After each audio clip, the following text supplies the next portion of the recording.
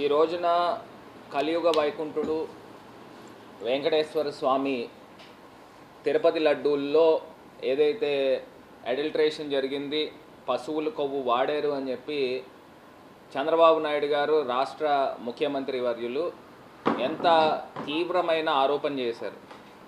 ఇది యావత్తు ప్రపంచంలో ఉన్న తెలుగువారి యొక్క మనోభావాల్ని దెబ్బతీసే విధంగా, ఇది నిజంగా ఆ స్థాయి వ్యక్తి పబ్లిక్ స్టేట్మెంట్ ఇవ్వడం అనేది నిజంగా చాలా చాలా దురదృష్టకరము. ఇవాళ సుప్రీంకోర్టులో ఏదైతే చంద్రబాబు నాయుడు గారు స్పెషల్ ఇన్వెస్టిగేషన్ టీం ఏర్పాటు చేశారు, ఎందుకంటే ఆ సిట్ అనేది చంద్రబాబు నాయుడు గారికి రిపోర్ట్ చేస్తారు. ఎందుకంటే చంద్రబాబు నాయుడు గారు ఆల్రెడీ ఆయన స్టేట్మెంట్ ఇచ్చారు కాబట్టి ఆయన మౌత్ పీస్ అవుతారు. సో దాని గురించి దాంట్లో శాంటిటీ లేదని ఇవాళ సుప్రీంకోర్టు కూడా ఇవాళ భావించింది. ఏదైతే చంద్రబాబు నాయుడు గారు వేసిన సిట్ని రద్దు చేస్తూ ఇవాళ ఒక ఇండిపెండెంట్ ప్రతిపదిక ఉన్న సిబిఐని, ఇద్దరు సిబిఐ అధికారులు, ఇద్దరు సిట్ అధికారులు స్టేట్ గవర్నమెంట్ నుంచి, అదే రకంగా ఎఫ్ఎస్ఏఐ నుంచి కూడా ఒక అధికారిని వేస్తూ ఇవాళ ఒక తీర్పు సుప్రీంకోర్టు వెలువడించింది. దీంతోపాటు ఇండిపెండెంట్ బాడీలో ఒక సిట్టింగ్ జడ్జిని కానీ లేకపోతే ఒక రిటైర్డ్ సుప్రీంకోర్టు జడ్జిని కానీ కలిపి ఉంటే ఇంకా ట్రాన్స్పరెన్సీ వచ్చి ఉండేదని భావిస్తూ ఉన్నాము. ఇది కాకుండా ఇవాళ చంద్రబాబు నాయుడు గారు ఏదైతే ఇంత తీవ్రమైన పదజాలం వాడారో యావత్ హిందూ లోకం అంతా కూడా మనోభావాలు దెబ్బతినే విధంగా వ్యవహరించారు. ఒక్క అంశం అయితే నేను క్లియర్గా చెప్పదలుచుకున్నానండి. ఏదైతే ఈ ఏఆర్ డైరీ అన్న వాళ్ళు సప్లై ప్రారంభించి 1 జూలై 12వ తారీఖున వీళ్ళు ఎన్డీడీబీకి పంపించడం జరిగింది. జూన్ 12వ తారీఖు అంటే దానికి ముందు ఒక నెల రోజుల ముందే చంద్రబాబు నాయుడు గారు గవర్నమెంట్ మే 13 రావడం, ఆయన ప్రమాణ స్వీకారం చేయడం జూన్ 12 జరిగింది. మరి ఇంత తీవ్రమైన అభియోగం ఏ రకంగా చేస్తారు? అంటే మీ గవర్నమెంట్ వచ్చినప్పుడే ఈ యొక్క జంతువుల యొక్క కొవ్వుని కలిపారు అని చెప్పేసి ఒక తీవ్రమైన ఆరోపణ చేస్తూ ఉన్నారు. అంటే మీ గవర్నమెంట్ ఆల్రెడీ అప్పుడు మీరు ప్రమాణ స్వీకారం చేసిన నెల రోజులైంది. అంటే మీరు మీ గవర్నమెంట్ ఉంటుండగానే ఈ రకమైన కార్యక్రమం జరిగిందని మీరు భావిస్తున్నారా? దీనిపైన ప్రజలందరికీ కూడా ఒక క్లారిటీ ఇవ్వాల్సిన అవసరం ఉంది. ఇప్పుడు మీరు ఎన్డీడీబీకి పంపించారు, అందులో టీటీడీ ఈఓ క్లియర్గా చెప్పింది ఏంటంటే అది రిజెక్ట్ చేశారని. మీరేం చెప్పారు? కలిపారని చెప్తా ఉన్నారు. అంటే ఈ రకమైన పదజాలం వాడడం ఎంతవరకు కరెక్ట్? దీన్ని కేవలం సుప్రీంకోర్టు కూడా ఆక్షేపించింది. మీరు రాజకీయాలకు వాడుతూ ఉన్నారు, దేవుణ్ణైనా రాజకీయాలకి పక్కన పెట్టండి అని చెప్పి ఆయన క్లియర్గా సుప్రీంకోర్టు జస్టిస్ మాట్లాడారని అంటే మీకు అది ఎంత తలవంపులు తీసుకుని వచ్చింది? మీరు ఆంధ్రప్రదేశ్ ప్రజలకి మీరు ప్రతినిధి, అంతే తప్పితే ప్రపంచవ్యాప్తంగా ఉన్న హిందువులందరికీ ప్రతినిధి కాదు. ఇలాగ మీరు తప్పులు మాట్లాడుతుంటే ఆంధ్రప్రదేశ్ ప్రజలు కూడా యాక్సెప్ట్ చేయరు. మీరు ఏ రకంగా మాట్లాడారండి? ఒకవేళ మీ దగ్గర ఒక క్లియర్ ఒపీనియన్ ఉంటే దాని గురించి మీరు మాట్లాడాలి, క్లియర్ ఒక రిపోర్ట్స్ ఉంటే. ఇప్పుడు సెకండ్ ఒపీనియన్ తీసుకోలేదు, అప్పటికి మీ గవర్నమెంట్ వచ్చింది, మీరు నెయ్యి శాంపిళ్ళు పంపించారని అంటున్నారు. ఒకవేళ లడ్డూల్లో కలిసిందా లేకపోతే వేరే ప్రసాదాల్లో కలిసిందా? మరి ఆ వేరే ప్రసాదాలు కూడా మీరు ఎన్డీడీబీకి పంపించాలి కదా. మరి వేరే ప్రసాదాలు కూడా ఏదైతే ఫుడ్ ల్యాబొరేటరీస్ ఏదైతే గజియాబాద్ ఉందో అక్కడ పంపించాలి, లేకపోతే మైసూర్ దగ్గర పంపించాలి. ఈ రెండు కూడా పంపించి సెకండ్ ఒపీనియన్ కూడా తీసుకోవాలి కదా. ఇప్పుడు జరిగింది నెయ్యిలో జరిగిందని చెప్తున్నారు, ఈఓ ఏం చెప్తున్నారు? అది వాడలేదని చెప్తున్నారు, మీరేం చెప్తున్నారు? వాడారు అని చెప్తున్నారు. ఈ రకమైన కన్ఫ్యూషన్ ఎందుకు క్రియేట్ చేయాలి? ఒక క్లియర్ శాంటిటీ లేకుండా ఇవాళ సుప్రీంకోర్టు కూడా మీరేసిన సిట్ని రద్దు చేస్తూ మరి ఇవాళ ఒక ఇండిపెండెంట్ బాడీని మరి అనౌన్స్ చేయడం జరిగింది. ఖచ్చితంగా హిందువుల మనోభావాలు ఇంకా పరిరక్షించాలి అని అంటే ఖచ్చితంగా ఈ యొక్క ట్రాన్స్పరెంట్గా ఎంక్వైరీ జరగాలి.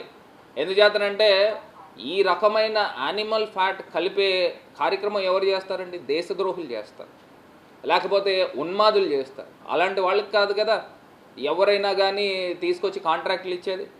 మీ ప్రభుత్వం ఏర్పాటు అయిన తర్వాతే ఈ యొక్క అడల్ట్రేషన్ జరిగిందని మీరు బయటపెడతా ఉన్నారు.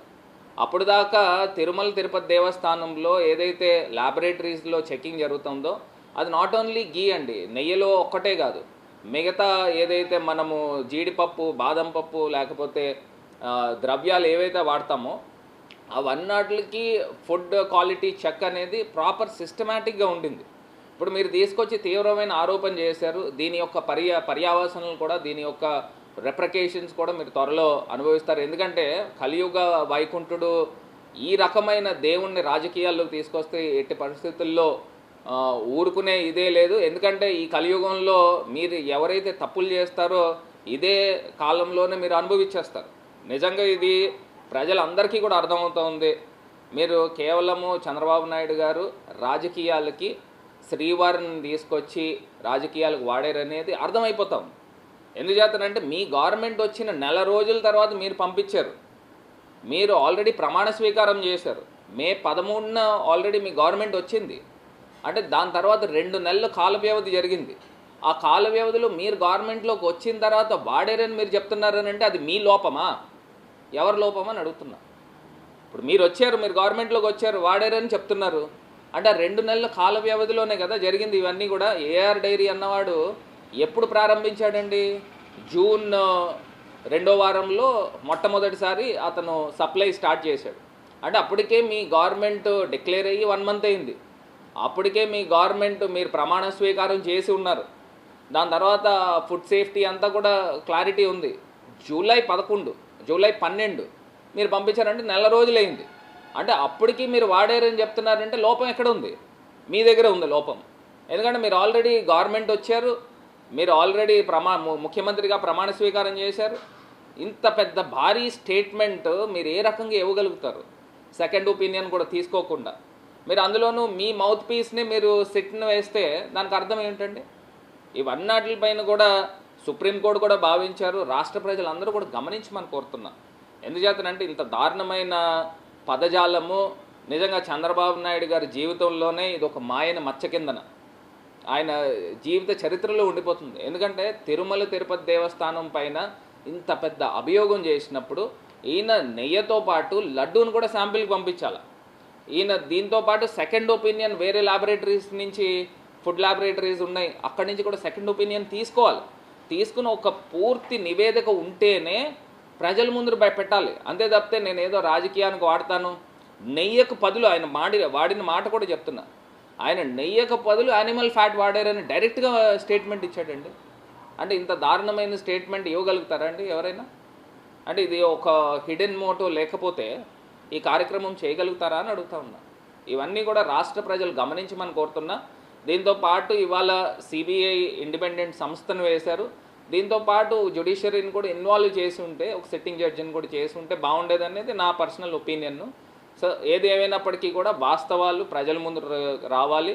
ఖచ్చితంగా కలియుగ వైకుంఠుడితో ఎవరైతే ఈ రకమైన ఆటలు ఆడుతూ ఉన్నారో ఖచ్చితంగా ఆ దేవదేవుడే దీనికి తగిన గుణపాఠం చెప్తారని కూడా మేము భావిస్తూ ఉన్నాము. ఇవాళ పూర్తి స్థాయిగా సుప్రీంకోర్టులో వచ్చిన ఈ యొక్క తీర్పుని స్వాగతిస్తూ, సో రాబోయే రోజుల్లో ఈ పూర్తి స్థాయి ఎంక్వైరీ జరగాలని కోరుకుంటా ఉన్నాం.